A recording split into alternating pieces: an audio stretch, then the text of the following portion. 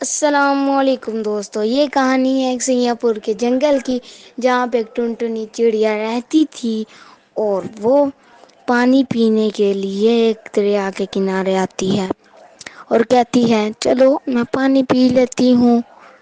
بطخ، مغرور بطخ، کہتی ہے تمہاری اوقات نہیں ہے پانی پینے کی، تم کہیں اور چلی جاؤ۔ چڑیا کہتی ہے کہ تمہیں اس کی سزا ضرور ملے گی۔ مغرور بطخ اگلے ہی دن بہت تیز دھار طوفان آ جاتا ہے، جس میں اسی وقت انڈوں میں سے بچے نکلنے والے تھے۔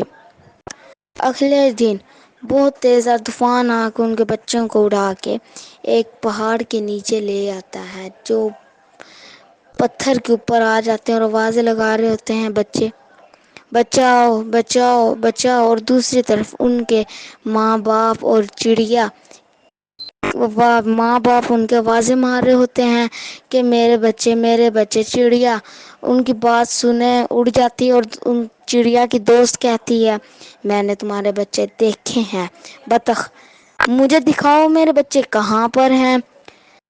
اگلے ہی پل وہ ان کو وہاں پہ لے آتے ہیں بچے، ماں ماں باپ ماں ماں۔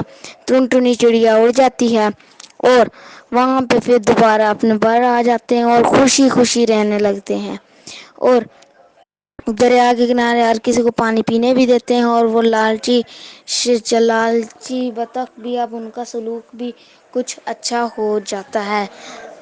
نتیجہ عدلے کا بدلہ۔